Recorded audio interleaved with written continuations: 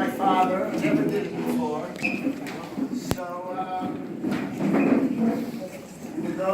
with your permission, we'll start the program. Formerly from Montreal, rather than Montreal.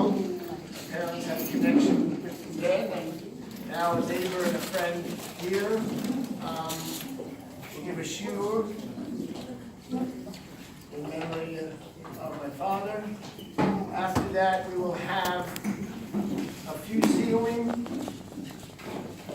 children, grandchildren, and so on.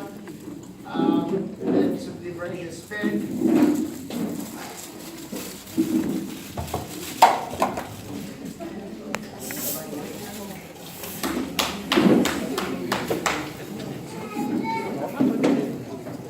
I did prepare a handout sheet, but I only prepared 40 copies. So, but I think you'll be able to follow this without this.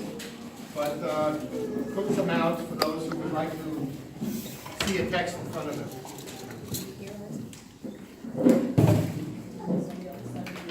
Just wait until he's distributed and then we'll begin.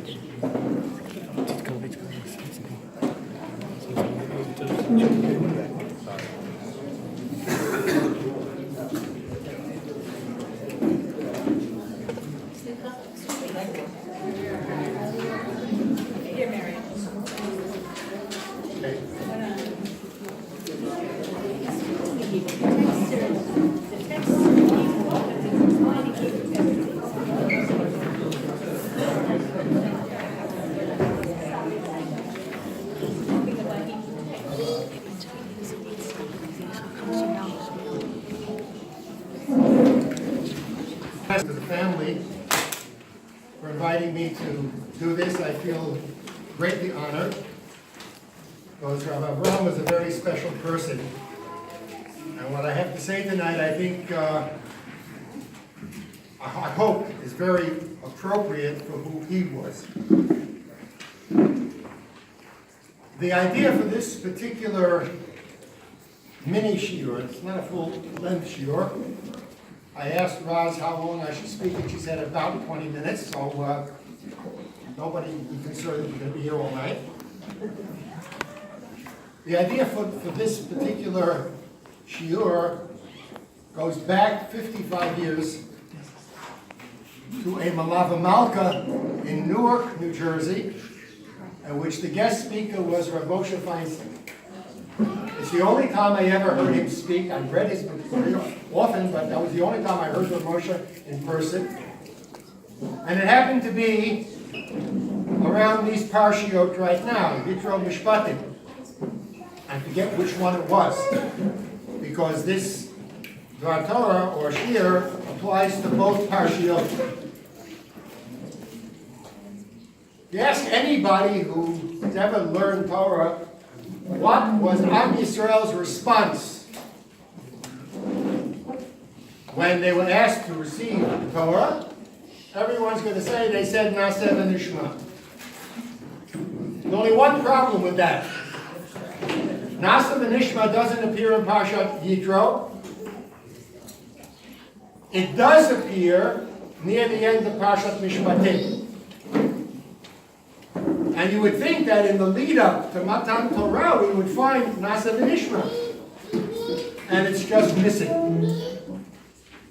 So in order to understand what's really going on here, what I'd like to do with you right now is look at the lead-up to Matan Torah, the parak that precedes the Aseret HaDibrot in this past week's parsha.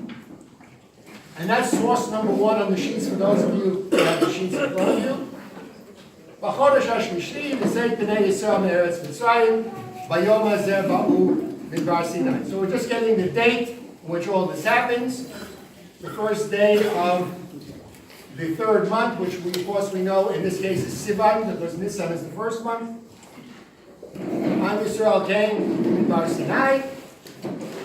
ויסעו מרפידים ויבואו מדבר סיני ויחנו במדבר Vayichan Sham Yisrael Neged Ahar. Okay, so we have the encampment taking place. And now we get to the next stage, which is really a series of negotiations between HaKadosh Baruch Hu and Am Yisrael, and the negotiator is Moshe Rabbeinu.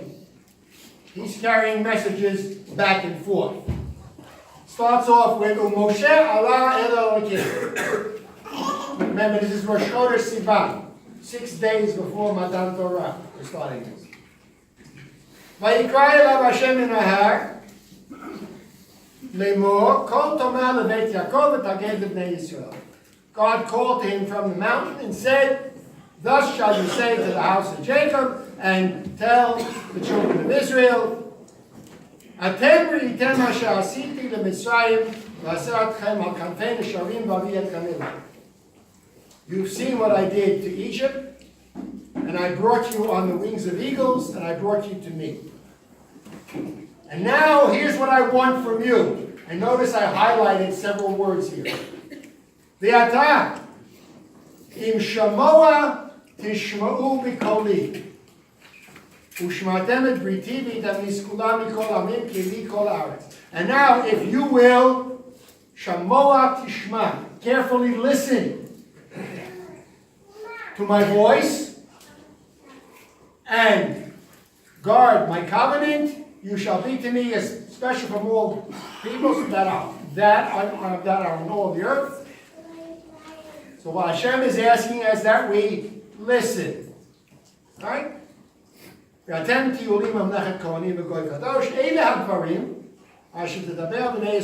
you do that, you will be a kingdom of priests and a holy nation. These are the words which you should tell Bnei Yisrael, Moshe. Just what I told you now. Okay? Moshe fulfills his mission. Vayavo Moshe. Vayikra leziknei ha'am. Moshe went down, called the elders of the people, Vayasim lefneihem, and kol hadvarim ha'ela asher tzivahu Hashem. And Moshe placed before them all the words that God commanded him to. What we just read above. Now we get the response. Vayanu kol ha'am yachdav vayomru.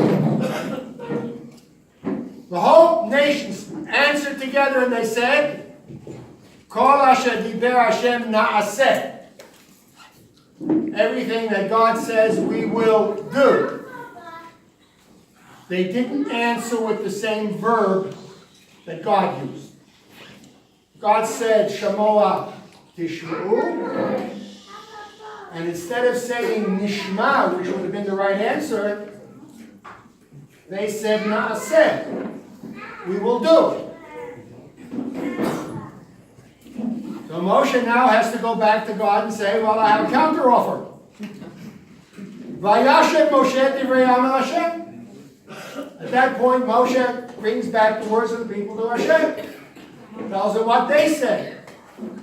Now we get Hashem's response. Vayoma Hashem el Moshe. Hinei anochi ba'alecha ba'av ha'anan. Behold, I'm coming to you in the thickness of the cloud. Ba'avur. What's the next word? Yishma am b'dabri imach. V'gam b'cha yaminu li'olam. I'm coming to you so the people should listen when I speak with you, and they should believe in you as well forever. Now there's a gap in the text here. This is in the Torah the way it is, but the Torah left something out. We don't know what the people answered at this point, at least not here. Because the next words are, Vayaged Moshe et divrei ha'am el Hashem. Moshe told the words of the people to Hashem. We don't know what those words are. They're not mentioned here. They're missing. So it seems that there's we're going to have to understand what's the difference between Na'aseh and Nishma. Why did Hashem want Shmiyah rather than just Asiyah? After all, if we're willing to do everything God tells us to do, isn't that enough? What's this listening business? And why is that so important? The first time Am Yisrael says that they will listen shows up just after the text of the Aseret HaDibrot in the Torah, and that's source number 2 on your sheets. Kol ha'am ro'im et hakolot v'et halapidim et kol hashofar v'et har Hashem. So the people have this amazing experience. Sound, lightning, all kinds of visual effects and audio effects, and the mountain smoking. Vayar ha'am vayanu vayamdu merachok. The people saw this, they trembled and they stood far back. Vayomru el Moshe. And at that point they turned to Moshe and they said, Daber ata imanu v'nishma. Okay, Moshe, we give in. You speak with us, and we will listen. Thank you.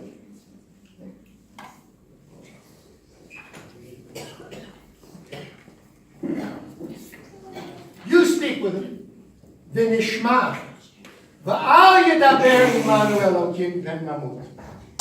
And let not God speak with us anymore, lest we die. So suddenly they're ready to listen. Now, apparently what's going on here is that listening means listening to who? To Moshe. You go back to the first paragraph that we looked at before, take a look at Pasuk Hey. Not Pasuk Hey, Pasuk Tet. The highlighted part in the last verse in the first section. Bavu yishma ha'am v'dabri imach. We want the people there when I speak with you, Moshe, v'gam b'cha ya'aminu li'olam, and they will believe in you as well forever. In other words, you're going to be the one to transmit Torah to them. That's what Shmiyah seems to involve. Now, at the end of Parashat Mishpatim, we have an addendum to the story of Matan Torah. And there we find both phrases. The phrase that they said initially, if you look at source 3, the first highlighted part, Vayoru kol hadvarim asher diber Hashem na'aseh. That's exactly what we saw in the first source, right? Everything that God says we will do. And then finally, at the very end,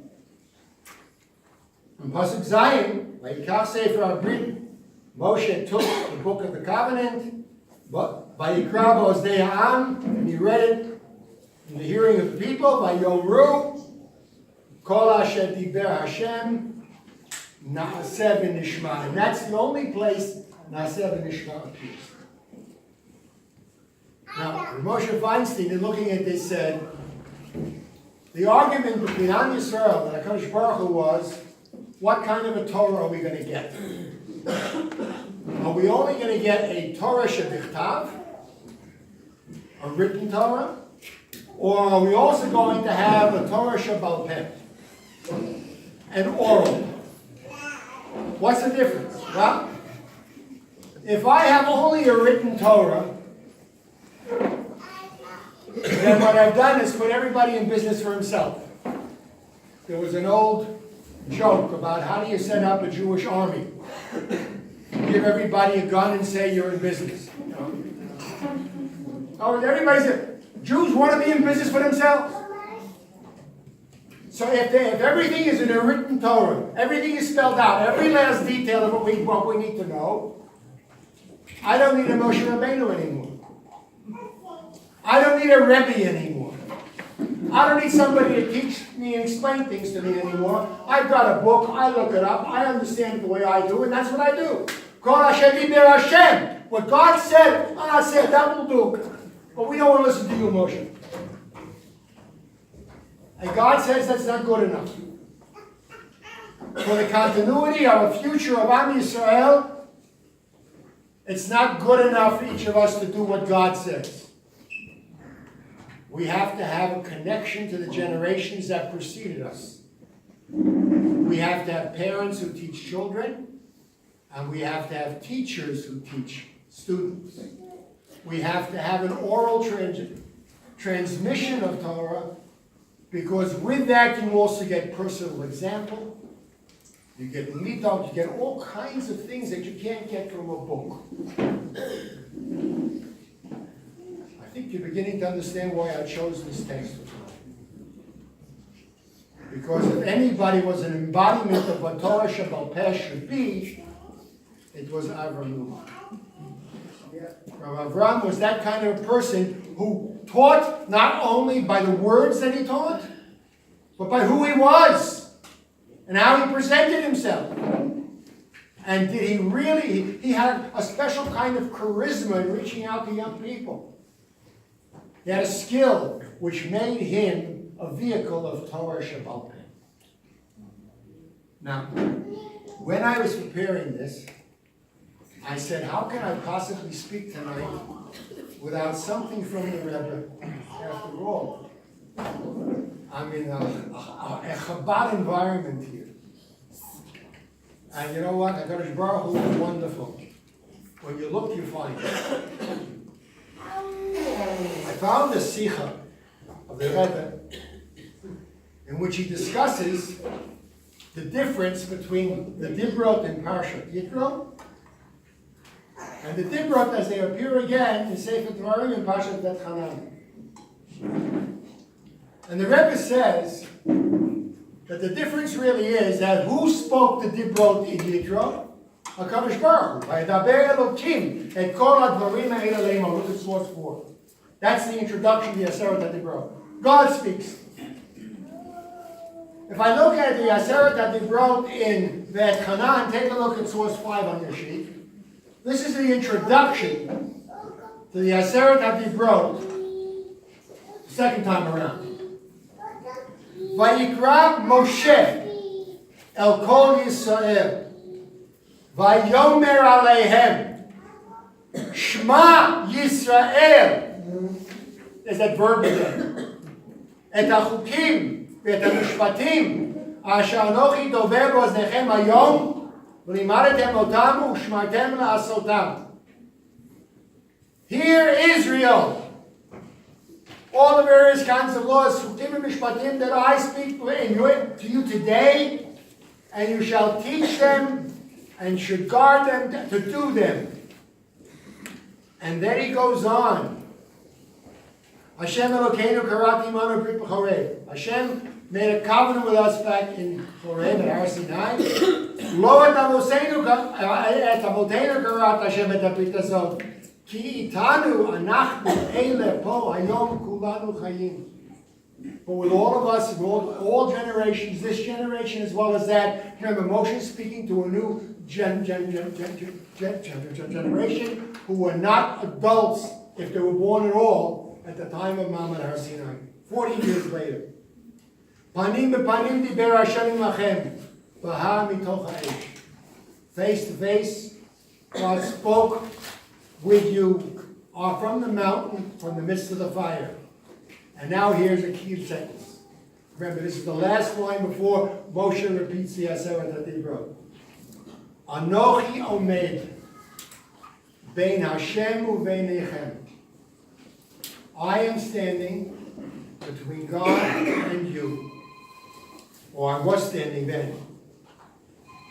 Lahagid lachem et devar Hashem. To tell you the word of Hashem.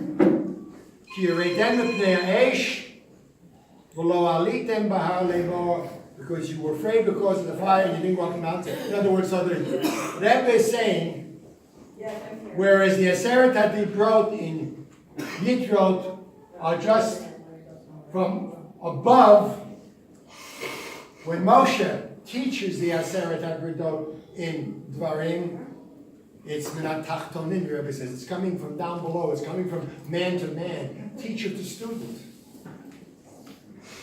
And therefore, when Moshe is interpreting the, and by the way, there are differences between these two sets of Dibro. In Dvarim, when he's doing it, he's already interpreting the Aseret HaDibro. In a sense, if I can be so bold as to say this, the Rebbe didn't say it, Sefer Dvarim is not just Torah Shebichtav. It's the beginning of Torah Shebaal Peh. A friend of mine told me he once heard from Rav Soloveitchik a very interesting idea about the book of Dvarim. Moshe gave this magnificent speech, which is the book of Dvarim.